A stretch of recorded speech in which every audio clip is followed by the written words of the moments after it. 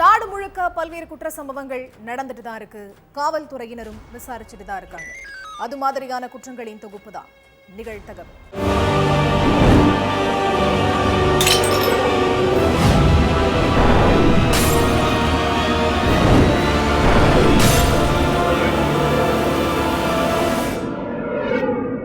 நிகழ்தகவு. சாலையோரத்தில் பெற்றோருடன் தூங்கிக் கொண்டிருந்த குழந்தை கடத்தப்பட்ட சம்பவம். கொசுவலை கிழிக்கப்பட்டு கிடந்ததை கண்டு பெற்றோர் அதிர்ச்சி. 6 தனிப்படைகள் அமைத்து 300க்கும் மேற்பட்ட சிசிடிவி காட்சிகளை ஆய்வு செய்து விசாரித்த போலீஸ். தமிழகத்தில் உள்ள குழந்தை கடத்தல் கும்பலின் லிஸ்டை எடுத்தும் ஒவ்வொருவரிடமும் தனித்தனியாக விசாரணை. கிட்டத்தட்ட 25 நாட்கள் கழித்து குழந்தை பத்திரமாக நாமக்கல்லில் மீட்பு. குழந்தையை கடத்தி சென்ற நபர் யார்? எதற்காக கடத்தி சென்றார்? நடந்தது என்ன?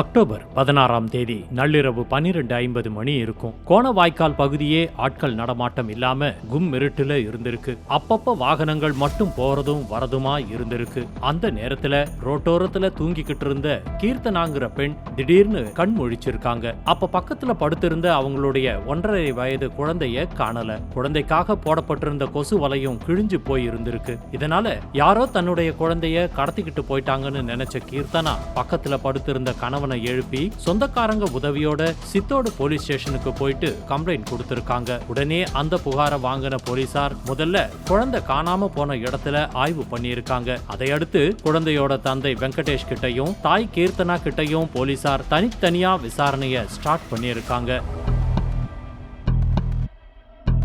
வெங்கடேஷும் கீர்த்தனாவும் ஆந்திராவை சேர்ந்தவங்க. இவங்க ஊர் ஊரா போய் ரோட்டோரத்துல டென்ட் அடிச்சு தொடப்பம் விக்கிற வேலையை பார்த்துக்கிட்டு இருந்திருக்காங்க. இவங்க ஒரு வாரத்துக்கு ஒரு ஊர்ல தங்குவாங்கன்னு சொல்லப்படுது. இந்த மாதிரி நாடோடியா சுத்துற ஒரு சிலர் அதிகப்படியான குழந்தைகளை பெத்துக்கிட்டு காசுக்காக குழந்தைய வெளியூர்ல விக்கிற செயல்கள்ல ஈடுபட்டு இருக்கிற சம்பவமும் ஒரு பக்கம் நடந்துகிட்டு தான் இருக்கு. இது சம்பந்தமா அதிகப்படியான கேஸும் போலீஸ் ஸ்டேஷன்ல நிலுவையில இருக்கு. அதனால இந்த தம்பதியும் அந்த கும்பலை சேர்ந்தவங்க அப்படிங்கிற கோணத்துல விசாரிச்சிருக்காங்க போலீஸ். குழந்தைய யார்கிட்டயாவது வித்துட்டு குழந்தை காணாம போச்சுன்னு நாடகம் ஆடுறீங்களான்னு அந்த தம்பதி கிட்ட போலீஸ் கேள்வி கேட்டிருக்காங்க. போலீஸுடைய கேள்விகளை கேட்டு கதறி அழுத அந்த தம்பதி, தவமிருந்து பெத்த பிள்ளைய நாங்களே எப்படி சார் வித்திருப்போம், எதுக்கு சார் இந்த மாதிரி கேள்விகளை கேட்டு எங்களை இன்னும் கஷ்டப்படுத்துறீங்கன்னு அழுது இருக்காங்க. வெங்கடேஷும் கீர்த்தனாவும் கதறி அழுததை பார்த்து இவங்க 2 பேரும் குற்றவாளி இல்லைன்னு கன்ஃபார்ம் பண்ண போலீஸ் குழந்தை கடத்தல் கும்பலை கையும் களவுமா பிடிக்க 6 தனிப்படைகளை அமைச்சு விசாரிக்க ஆரம்பிச்சாங்க. கோவை சேலம் தேசிய நெடுஞ்சாலை பகுதிகளிலையும் கோணவாய்க்கால் மேடு பகுதிகளிலையும் உள்ள பெரும்பாலான சிசிடிவி இயங்காம இருந்திருக்கு. இதனால கடத்தல் கும்பலை கண்டுபிடிக்க போலீஸுக்கு சிக்கல் ஏற்பட்டிருக்கு. அதுக்கடுத்து கோணவாய்க்கால் பக்கத்துல உள்ள மத்த ஏரியாவுல உள்ள 300க்கும் மேற்பட்ட சிசிடிவி காட்சிகளை எடுத்து ஆய்வு பண்ணியிருக்காங்க போலீஸ். ஆனா அதுலயும் போலீஸுக்கு எந்த ஒரு துப்பும் கிடைக்கல. இதனால என்ன செய்யறதுன்னு தெரியாம விழிபிதுங்கி நின்ன போலீஸ் தமிழ்நாட்டுல உள்ள குழந்தை கடத்தல் கேஸ்ல அரஸ்டான மொத்த லிஸ்டையும் எடுத்து விசாரிச்சிருக்காங்க. சேலம், நாமக்கல், கரூர், திருச்சின்னு எல்லா மாவட்டங்களுக்கும் போன போலீஸ் குழந்தை கடத்தல் கேஸ்ல சிக்கினவங்க கிட்ட தனித்தனியா விசாரணை பண்ணிருக்காங்க. ஆனா அவங்க கிட்ட இருந்தும் போலீஸுக்கு எந்த ஒரு துப்பும் கிடைக்கல. இதுக்கடையில போலீசார் சிலர் கொடுமுடி கோர்ட்ல இருந்திருக்காங்க. அப்போ ஒரு வழக்குக்காக ஒருத்தர் ஆஜராக வந்திருக்காரு. அவர் மேல குழந்தை கடத்தல் கேஸும் இருக்குதுன்னு சொல்லப்படுது. அப்ப கோர்ட்ல இருந்த போலீஸை பார்த்ததும் அந்த நபர் தப்பிச்சு ஓட முயற்சி பண்ணியிருக்காரு. இதனால அவர் மேல சந்தேகம் அடைஞ்ச போலீஸ் அந்த நபரை சுத்தி வளைச்சு பிடிச்சு விசாரிச்சிருக்காங்க. அதுலதான் குழந்தை நாமக்கல் பரமத்தி வேலூர்ல உள்ள ஒரு வீட்டுல இருக்குன்னு தெரிய வந்திருக்கு. அந்த நபர் சொன்ன தகவலை வச்சு சம்பவ இடத்துக்கு போன போலீஸ் குழந்தைய மீட்டு ரமேஷ், நித்யாங்கிற 2 பேரை பிடிச்சு விசாரிச்சிருக்காங்க.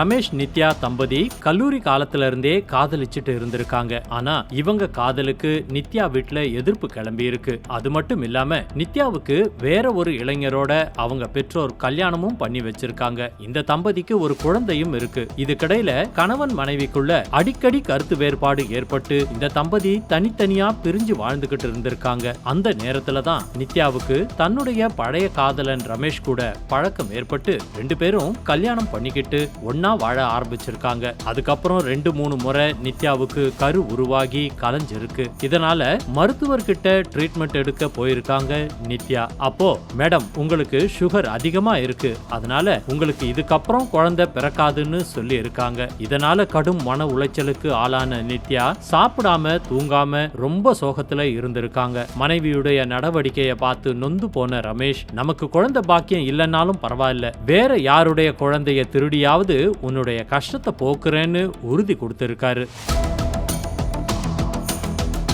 அதன்படி சேலத்துல ரோட்டோரம் வசிச்சுக்கிட்டு இருந்த ஒரு தம்பதியோடைய குழந்தைய திருட பார்த்திருக்காரு ரமேஷ். ஆனா இத பார்த்து அங்கிருந்த பொதுமக்கள் ரமேஷை சுத்தி வளைச்சு பிடிச்சு தர்மடி கொடுத்து போலீஸ் ஸ்டேஷன்ல ஒப்படைச்சிட்டாங்க. அதுக்கப்புறம் ஜெயில இருந்து ரிலீஸ் ஆன ரமேஷ் திருந்தாம கோணவாய்க்கால் பகுதியில தூங்கிக்கிட்டு இருந்த வெங்கடேஷ் கீர்த்தனா தம்பதியோடைய 1.5 வயது குழந்தைய திருடிக்கிட்டு நித்யா கிட்ட கொடுத்து வளர்த்துக்கிட்டு இருக்காரு. இந்த விஷயத்தை கேள்விப்பட்ட போலீஸ் பல்வேறு கோணங்கள்ல விசாரிச்சு கிட்டத்தட்ட 25 நாட்கள் கழிச்சு குழந்தைய பத்திரமா மீட்டு வெங்கடேஷ் கீர்த்தனா தம்பதி கிட்ட ஒப்படைச்சிட்டாங்க. அதுக்கப்புறம் குழந்தைய கடத்திய ரமேஷ் நித்யாவை அரெஸ்ட் பண்ணி சிறையில அடைச்சிட்டாங்க.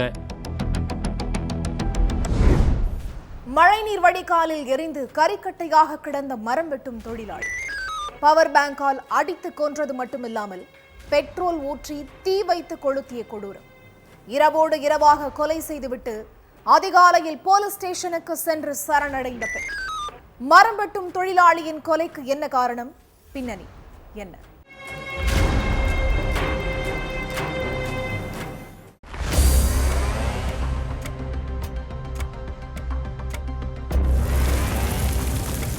மெயின் ரோட்டுக்கு கொஞ்சம் தள்ளி ஒரு குட்டி தெரு இருக்கு. அந்த தெருவுக்குள்ள பெருசா ஆள் நடமாட்டம்லாம் இருக்காது. பின்னாடி இருக்கிற சில வீட்டுக்காரங்க மட்டும்தான் அந்த தெருவை பயன்படுத்துவாங்க. அப்படி அந்த வழியா வந்த ஒருத்தர் அந்த கோர காட்சியை பார்த்து கதி கலங்கி நின்று இருந்தாரு. அவினாசி பக்கத்துல இருக்கிற சின்னேரி பாளையம் சாலையில உள்ள மழைநீர் வடிகாலுக்குள்ள ஒருத்தர் எரிஞ்ச நிலையில சடலமா கடந்திருக்காரு. தகவல் தெரிஞ்சு அங்க வந்த போலீஸ் எரிஞ்சு கரிக்கட்டையா கிடக்கிறது யாருன்னு விசாரிச்சப்ப அவரு பக்கத்து கிராமத்தை சேர்ந்த 58 வயசான சின்னப்ப ராஜுங்கிறது தெரிய வந்திருக்கு. அவரை யார் எரிச்சது, எப்ப இந்த சம்பவம் நடந்துச்சுன்னு ஏகப்பட்ட கேள்விகளுக்கு விடை தேட ஆரம்பிச்சாங்க போலீஸ்.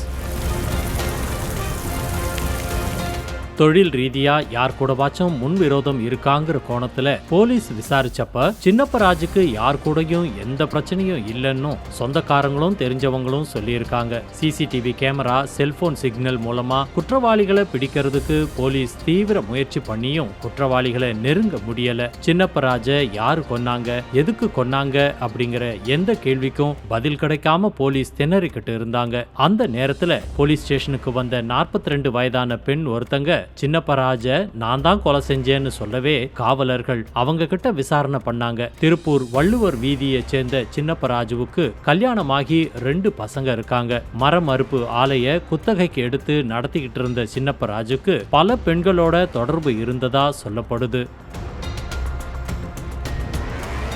ஒரு நாள் நடு ராத்திரி நேரத்துல சின்னப்பராஜா ஹஸ்கி வாய்ஸ்ல யார் கூடயோ செல்போன்ல பேசிக்கிட்டு இருந்திருக்காரு. நீ தாண்டி என் செல்லம், கூடிய சீக்கிரமே அவளை டைவர்ஸ் பண்ணிடுறேன், நீ கொஞ்சம் பொறுமையா இரு அப்படின்னு எதிர்முனையில பேசினவங்க கிட்ட சின்னப்பராஜா பேசி இருக்காரு. அதை கேட்டு ஷாக்கான அவருடைய மனைவி சின்னப்பராஜா கிட்ட கேட்டு சண்டை போட்டிருக்காங்க. அதுக்கு என்ன சொல்றதுன்னே தெரியாம திருன்னு முழிச்சிருக்காரு அவரு. அதை அடுத்து விடாம மனைவி விசாரிச்சதுலதான் கணவருக்கு தன் கூட மர ஆலையில வேலை பார்க்கிற சில பெண்களோட தகாத உறவு இருக்குது அப்படிங்கிற விஷயமே தெரிஞ்சிருக்கு. பிள்ளைகளை கூட்டிக்கிட்டு தன்னுடைய அம்மா வீட்டுக்கு உடனடியா போயிட்டாங்க. அதுக்கு பிறகு தனியா வாழ்ந்துகிட்டு இருந்த சின்னப்பராஜாவுக்கு கூடலூரை சேர்ந்த பூமணிங்கிற பெண்ணோட தகாத உறவு இருந்திருக்கு.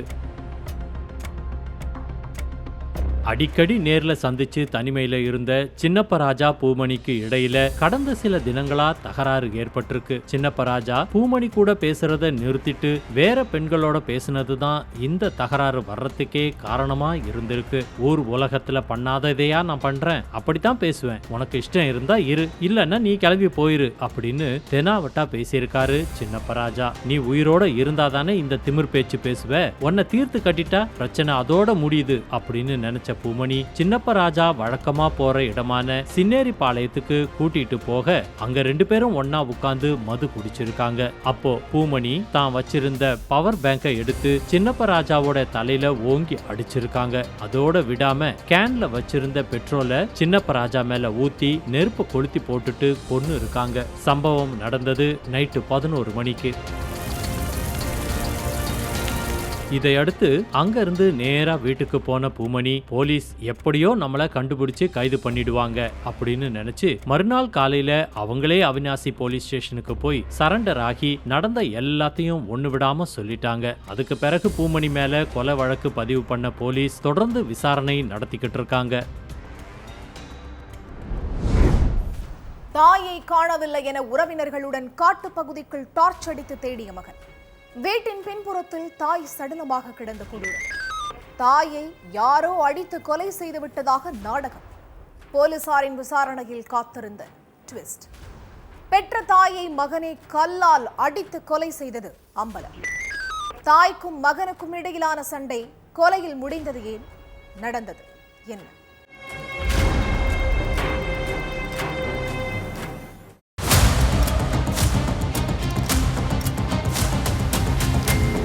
மது போதையில தன்னுடைய சொந்தக்காரங்களுக்கு போன் பண்ண பழனிசாமி, எங்க அம்மாவை ரொம்ப நேரமா ஆளை காணோம், அவங்களுக்கு போன் பண்ணா சுவிட்ச் ஆஃப்னு வருது, அதனால எல்லாரும் கொஞ்சம் சீக்கிரம் வந்து எங்க அம்மாவை கண்டுபிடிச்சு கொடுங்க அப்படின்னு சொல்லியிருக்காரு. இதை கேட்டு பதட்டம் அடைஞ்ச சொந்தக்காரங்க உடனடியா பழனிசாமியோட வீட்டுக்கு போயிட்டு அந்த ஏரியா பூராவும் ராக்கம்மாவை தேடி அலைஞ்சிருக்காங்க. பக்கத்துல உள்ள காட்டு பகுதியிலையும் டார்ச் லைட்டை அடிச்சு தேடி அலைஞ்சிருக்காங்க. ஆனா எங்க தேடியும் ராக்கம்மாவை காணல. இதுக்கு நடுவுல அதே பகுதியை சேர்ந்த ஒருத்தங்க காவல் கட்டுப்பாட்டு அறைக்கு போன் பண்ணி, சார் இங்க இருக்கிற காலி இடத்துல ஒரு மூதாட்டியோட சடலம் கிடக்குதுன்னு சொல்லியிருக்காங்க. உடனடியா சம்பவ இடத்துக்கு போன போலீஸ் சடலத்தை கைப்பற்றி விசாரிச்சிருக்காங்க. அதுல தான் அங்க சடலமா கிடந்தது பழனிசாமியோட அம்மா ராக்கம்மாள்னு தெரிய வந்திருக்கு.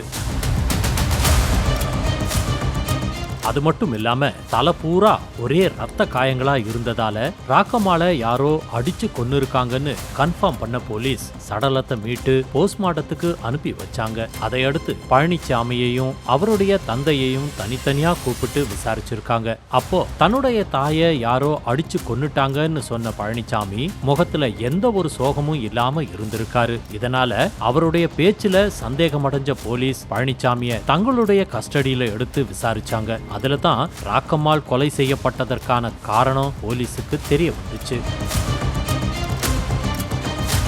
ஈரோட்ல உள்ள மயிலம்பாடி பகுதியை சேர்ந்த ராமகிருஷ்ணன் ராக்கம்மாள் தம்பதிக்கு பழனிசாமிங்கிற மகன் இருக்கான். இவரு முறுக்கு வியாபாரம் செஞ்சுக்கிட்டு வாழ்வாதாரத்தை கவனிச்சிட்டு இருந்திருக்காரு. இதுக்கிடையில மது போதைக்கு அடிமையான அவர் அடிக்கடி தன்னுடைய மனைவி கூட சண்டை போட்டு பிரச்சனை பண்ணிக்கிட்டு இருந்திருக்காரு. இதனால கணவன் மேல வெறுப்படைஞ்ச மனைவி அவரை விட்டு பிரிஞ்சு தன்னுடைய தாய் வீட்டுக்கு போயிட்டாங்க. கொஞ்ச நாளைக்கு முன்னாடி அதே பகுதியில உள்ள ஒரு கோவில்ல திருவிழா நடந்திருக்கு. அங்க கற்பூரம் ஊதுபத்தி வித்துக்கிட்டு இருந்த ராக்கம்மாளுக்கு அங்கிருந்த சிலருக்கும் ஏதோ பிரச்சனை ஏற்பட்டிருக்கு. இதனால அந்த நபர்கள் ராக்கம்மாளை போட்டு சரமாரியா தாக்கி இருக்காங்க. இதுல தலையில பலத்த காயமடைஞ்ச ராக்கம்மாள் மனநலம் பாதிக்கப்பட்டிருக்காங்க. அதனால எந்நேரமும் அக்கம் பக்கத்துல உள்ளவங்களையும் ரோட்ல போறவங்களையும் தகாத வார்த்தையால திட்டி இருக்காங்க ராக்கம்மா. அவங்களுடைய நடவடிக்கையை பார்த்த பொதுமக்கள் பழனிசாமி கிட்ட முறையிட்டு இருக்காங்க. உங்க வீட்டு வழியா எப்ப நடந்து போனாலும் உங்க அம்மா எங்களை தகாத வார்த்தையால திட்டுறாங்க, அதனால உங்க அம்மாவை கொஞ்சம் கண்டிச்சு வையுங்கன்னு திட்டி இருக்காங்க. இதை கேட்டு கடும் கோபமான பழனிசாமி, எதுக்கு நீ எல்லாரையும் தகாத வார்த்தையால திட்டுற, உன்னால என் வியாபாரமே கெட்டு போகுதுன்னு சண்டை போட்டிருக்காரு. அதுக்கு ராக்கம்மா, நீ மட்டும் ஒழுங்கா மனைவி கூட சேர்ந்து வாழ துப்புல்ல, நீ எல்லாம் என்ன கேள்வி கேட்கிறியான்னு காது கூசுற அளவுக்கு திட்டி இருக்காங்க. இதனால கோபத்தோட உச்சத்துக்கு போன பழனிசாமி கீழே கடந்த கல்லை எடுத்து தாயோட தலையில அடிச்சிருக்காரு. இதுல ரத்த வெள்ளத்துல சுருண்டு விழுந்த ராக்கம்மா சம்பவ இடத்திலேயே உயிர் இழந்துட்டாங்க. அதை அடுத்து சடலத்தை வீட்டுக்கு பின்பக்கத்துல உள்ள காலி நிலத்துல தூக்கி வீசின பழனிசாமி தாய யாரோ அடிச்சு கொலை செஞ்சுட்டதா நாடகம் ஆடி இருக்காரு. விசாரணையோட முடிவுல எல்லா உண்மையையும் தெரிஞ்சுக்கிட்ட போலீஸ் பழனிசாமிய அரெஸ்ட் பண்ணி சிறையில் அடைச்சிட்டாங்க. வழக்கம் போல் கோவிலை திறப்பதற்காக சென்ற காவலாளி கொடிமரத்தின் அருகே ரத்தம் உறைந்து போய் கிடந்த 2 சடலங்களை பார்த்து பேரதிர்ச்சி. தடயவியல் நிபுணர்கள் மோப்ப நாயை வரவழைத்து காவல்துறையினர் தீவிர சோதனை. இரவு நேர பணியில் இருந்த 2 காவலாளிகளை கொடூரமான முறையில் வெட்டி கொலை செய்த கும்பல் யார்? கொள்ளை கும்பலை நெருங்கியதா காவல்துறை? நள்ளிரவில் கோவில் வளாகத்தில் நடந்தது என்ன?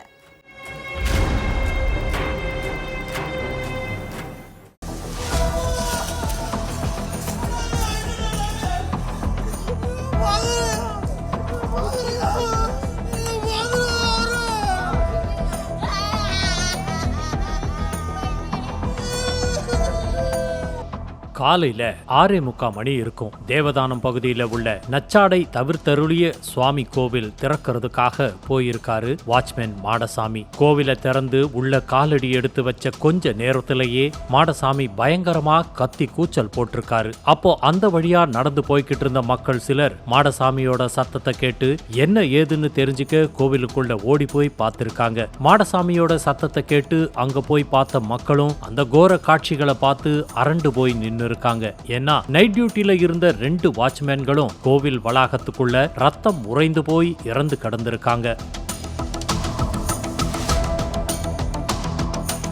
அந்த கோர காட்சியை பார்த்ததும் பகல் நேர காவலாளி மாடசாமி கோவில் நிர்வாகத்துக்கு போன் பண்ணி இன்ஃபார்ம் பண்ணியிருக்காரு. உடனடியா கோவில் நிர்வாகத்தினர் போலீஸுக்கு தகவல் கொடுக்க அடுத்த நிமிஷமே போலீஸும் ஸ்பாட்டுக்கு வந்தாங்க. கோவில் வளாகத்துல சடலமா கிடந்த 2 வாட்ச்மேன்களுடைய உடல்களையும் மீட்டு ராஜபாளையம் அரசு மருத்துவமனைக்கு பிரேத பரிசோதனைக்கு அனுப்பி வச்சிட்டு தீவிர விசாரணையில இறங்கியிருக்காங்க போலீஸ்.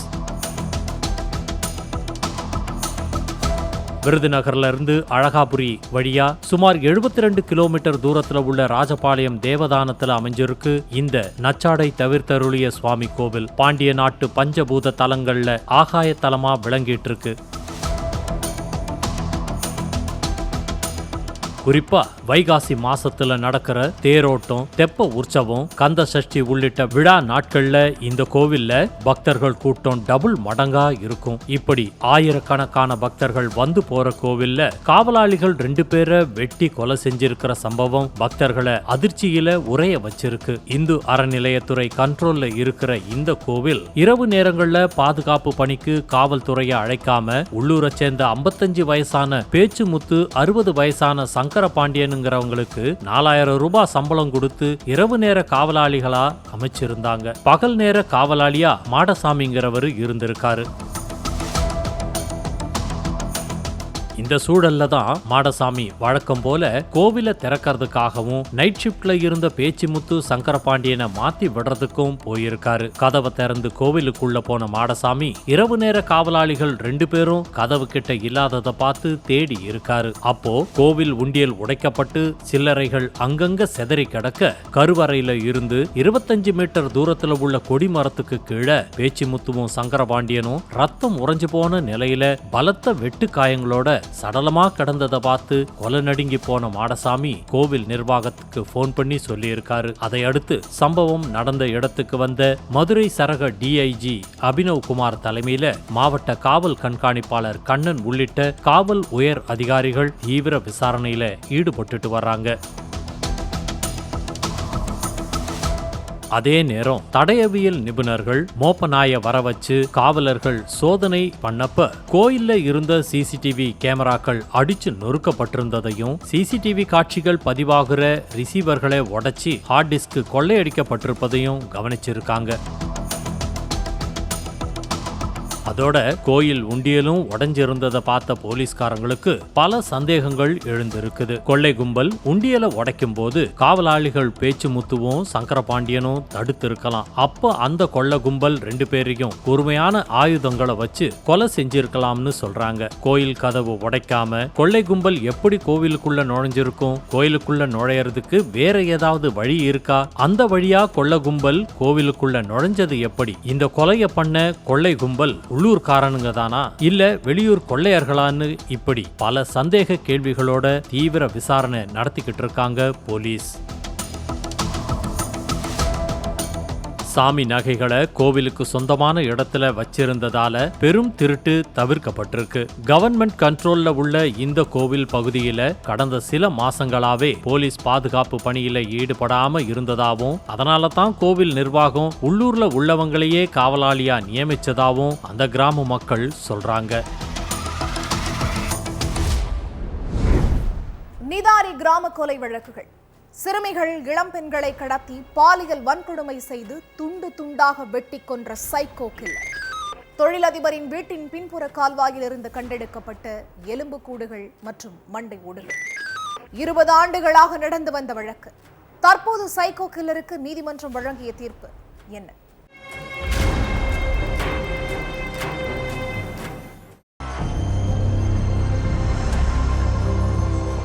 2006 உத்தரப்பிரதேச மாநிலம் நிதாரி கிராமத்துல உள்ள ஒரு தொழிலதிபரோட வீட்டு பின்னாடி இருக்கிற சாக்கடையில இருந்து தெருநாய் ஒண்ணு ஏதோ ஒரு பொருளை கவ்வி ரோட்டுக்கு இழுத்துட்டு வந்திருக்கு. இந்த நாய்களோட ஒரே தொல்லையா போச்சு. சாக்கடையில உள்ளத ரோட்ல இழுத்துட்டு வந்து போட்டுக்கிட்டே இருக்கு. இதுக்கு ஒரு முடிவு கட்டணும்னு சொல்லி முணுமுணுத்துக்கிட்டே நடந்து போய்கிட்டு இருந்திருக்காங்க அந்த ஏரியா மக்கள். சாதாரணமா நடந்து போய்கிட்டு இருந்த ஒருத்தர் நாய் கவ்விக்கிட்டு வந்த பொருளை உத்து பார்த்திருக்காரு. அப்பதான் தெரிஞ்சிருக்கு அது ஏதோ ஒரு பொருள் இல்ல, யாரோ ஒரு பெண்ணோட மண்டை ஓடுன்னு. மனித மண்டையோட்ட நாய் கவ்விக்கிட்டு வந்ததை பார்த்து அங்க இருந்தவங்க அரண்டு போயிட்டாங்க. தகவல் தெரிஞ்சு சம்பவ இடத்துக்கு வந்த போலீஸ் தனியா கிடந்த மனித ஓட கைப்பற்றி பரிசோதனைக்கு அனுப்பி வச்சுட்டு விசாரணையில இறங்கினாங்க.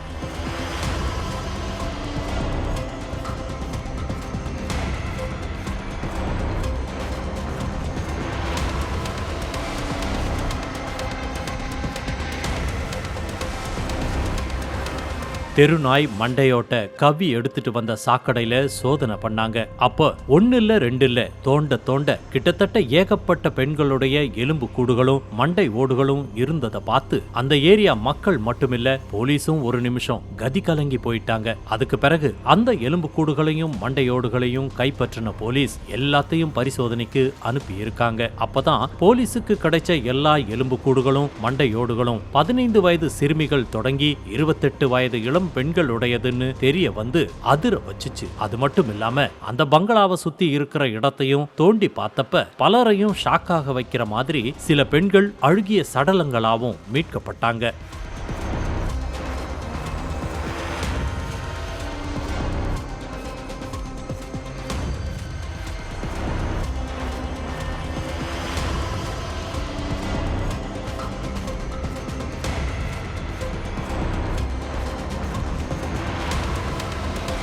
இது எல்லாத்தையும் வச்சு பார்த்த போலீஸ்காரங்களுக்கு பல சந்தேகங்கள் எழுந்துச்சு. சிறுமிகளையும் இளம் பெண்களையும் கொலை செஞ்சு உடல் பாகங்களை துண்டு துண்டா வெட்டி கால்வாயில வீசினது யாருங்கிற கேள்வி எழவே அந்த பங்களா யாருடையது, அந்த பங்களாவுல யார் யார் இருக்காங்கன்னு விசாரிக்க ஆரம்பிச்சாங்க. அப்போ அந்த பங்களா தொழிலதிபர் மொனிந்தர் சிங் அப்படிங்கிறவருடையது அப்படின்னு தெரிய வந்துச்சு. உடனே அங்க போன காவலர்கள் பங்களாவுடைய உரிமையாளர் மொனிந்தர் சிங் கிட்ட விசாரணை பண்ணாங்க. போலீஸ்காரங்களை பார்த்ததும் பதட்டமான மொனிந்தர் சிங் காவலர்களோட கேள்விகளுக்கு ஒழுங்கா பதிலளிக்காம ஒளறி இருக்காரு.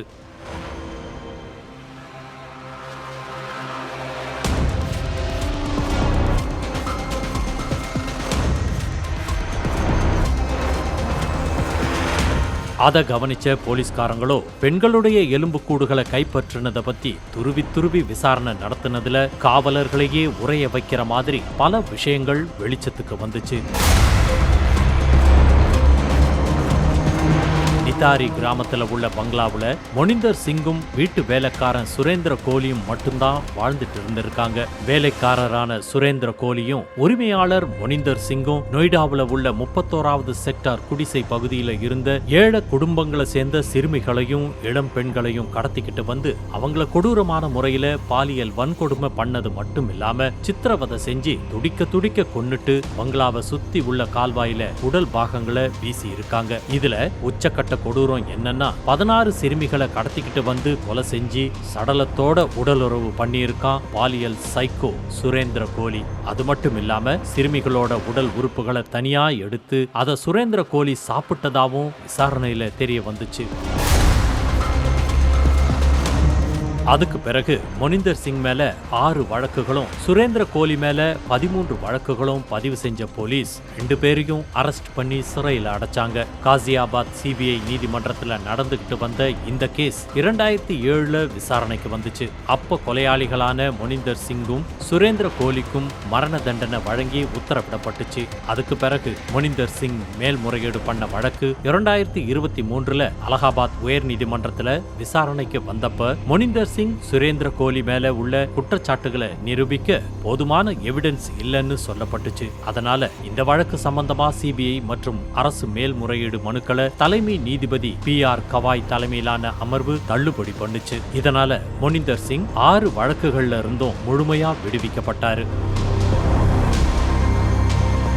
சுரேந்திர கோலி மேல ஏற்கனவே ஒரு பாலியல் வழக்கு இருந்ததால அவனை விடுவிக்கல. இந்த சூழல்ல 20 வருஷத்துக்கு அப்புறம் உச்சநீதிமன்றத்துக்கு வந்த இந்த கேஸ்ல குற்றவாளி சுரேந்திர கோலியை விடுதலை செஞ்சு உத்தரவிட்டிருக்கு. சுரேந்திர கோலி குற்றவாளின்னு நிரூபிக்க சேகரிக்கப்பட்ட ஆதாரங்கள் பிற வழக்குகள்ல நம்பகத்தன்மையற்றதுன்னு நிரூபிக்கப்பட்டதால அந்த மனுவை உச்சநீதிமன்றம் தள்ளுபடி செஞ்சிருக்கு. கடைசியா வந்த கேஸ்லயும் சுரேந்திர கோலி விடுவிக்கப்பட்டதால பல பெண்களை கடத்தி பாலியல் வன்கொடுமை செஞ்ச சுரேந்திர கோலி கூடிய சீக்கிரம் சிறையிலிருந்து வெளியே வர வாய்ப்பு இருக்கிறதா காவல்துறை வட்டாரத்துல சொல்லப்படுது. ஒவ்வொரு குற்றங்களின் முடிவும் சட்டத்தின் கையில். விசாரணை தொடரும். பார்க்கலாம் அடுத்த நிகழ்த்தகவில்.